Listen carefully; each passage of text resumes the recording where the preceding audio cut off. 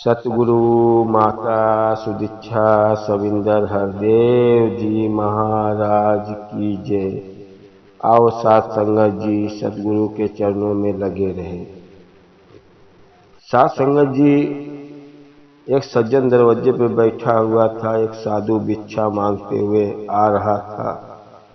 वो सज्जन के पास आया तो सज्जन से बोला भिक्षा दे दो। सज्जन ने घर में से गया, एक कटोरी में चावल लेके आया। वो चावल साधु महात्मा को दे दिया।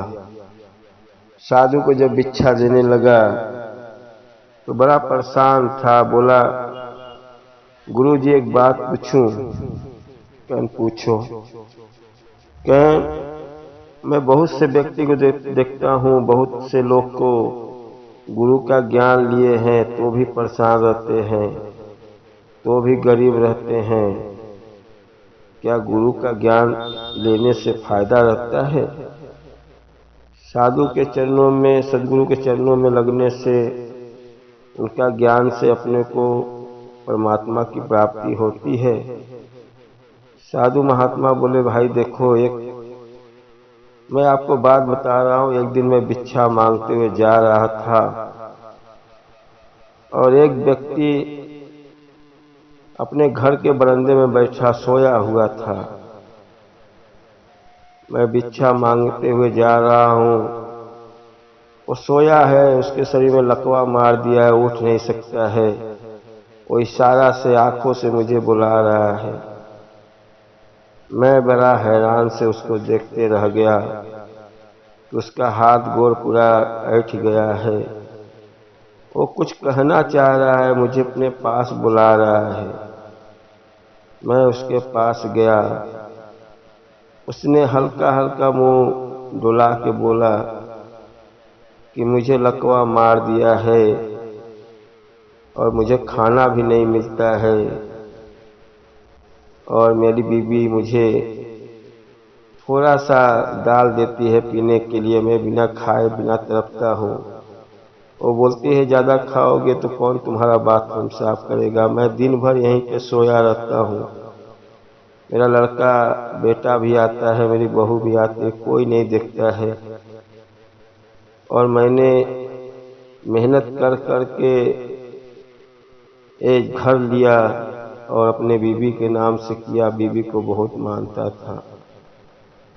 बेचारा बता बता के रो रहा है कि मेरी दुर्दशा ऐसी हो गई है कि मेरा जीवन एकदम नरक हो गया है। साधु महात्मा बोले आप गुरु का ज्ञान लिए थे, भक्ति भाव करते थे? बोला नहीं महात्मा जी, गुरु जी, मैं तो एकदम पैसा कमाने में मेरे पास फुर्सत ही नहीं था। मैं दिन रात पैसा कमाता था, रात को सोता था, बस टाइम ही नहीं मिलता था भक्ति उक्ति करने के लिए, परमात्मा का नाम लेने के लिए। साधु महात्मा बोले ये तो आपके ऊपर जो भोगदंड लिखा है वो तो भाई भोगना ही पड़ेगा। आपने इतना धन दौलत कमाया, कम से कम कुछ लोग को दान किया होता और परमात्मा का नाम लिया होता, भक्ति भाव किया होता, सदगुरु के का ज्ञान लिया होता, उनके चरणों में लगा रहता, तो जो तेरा अगले जन्म का भी दुख रहता है उसको कम कर देते हैं। और तू इतना धन दौलत कमा लिया, कौन सा काम में आ रहा है? अरे किसी को दान किया होता, सेवा किया होता और भक्ति भाव में लगा होता, परमात्मा के नाम लिया होता, गुरु का ज्ञान लिया होता, 1-2 घंटा समय निकालता।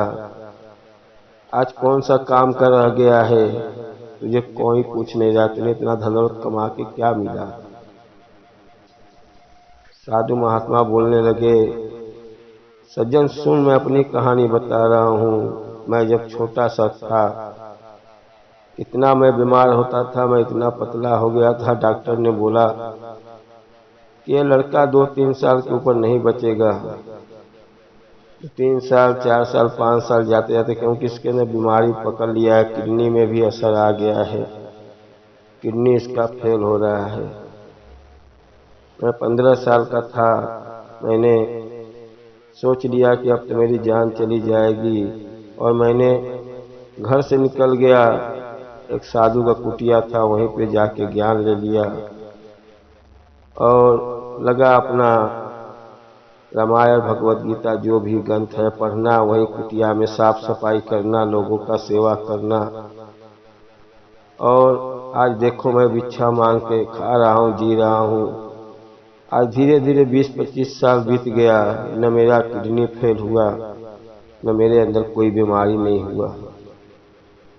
सज्जन, दवा और दुआ दोनों काम करता है।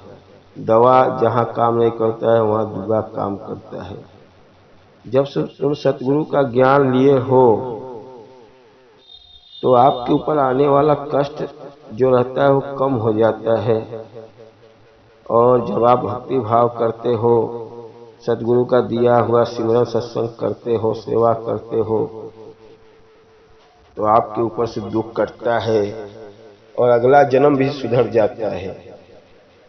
ये बहुत धन दौलत कमा लोगे, आपके ऊपर दुख आ जाता है तो कोई साथ नहीं देता है। लेकिन जो आप एक कमाई किए रहते हो, जो जितना भक्ति किए रहते हो, जितना परमात्मा का नाम लिए रहते हो, सतगुरु के चरणों में लगे रहते हो, आपका जीवन अगला जन्म सुधर जाता है। जो आपका जन्म है उसमें दुख कम हो जाता है। इसीलिए कहा गया है कि 2 घंटा 4 घंटा जो भी समय मिलता है, जितना हो सके सतगुरु का ज्ञान लिए हो तो सेवा सत्संग स्मरण कर लो। एक कितना भी धन दौलत कमा लो, सब यहीं रह जाएगा और आपको कुछ हो जाएगा तो कोई आपको आगे पीछे देखने वाला नहीं है। साथ संगत जी, दास तो यही कहेगा, निरंकार से जुड़े हो, ब्रह्म ज्ञान से लिए हो, सदगुरु का हमेशा सेवा सत्संग सिमरन करते रहो। गुरु के सिखलाई हुए पे चलो, आपका सब कल्याण होगा। ये मोह माया अहंकार घमंड सब मिट जाएगा। कितना भी धन दौलत कमाओगे, कमाओ अच्छी बात है, लेकिन सदगुरु के भी ज्ञान लिए रहो, उनका भी सेवा सत्संग सिमरन करते रहो। सासंग जी, दास से कोई गलती हुआ क्षमा करना और प्यार से कहिए धन निरंकार जी।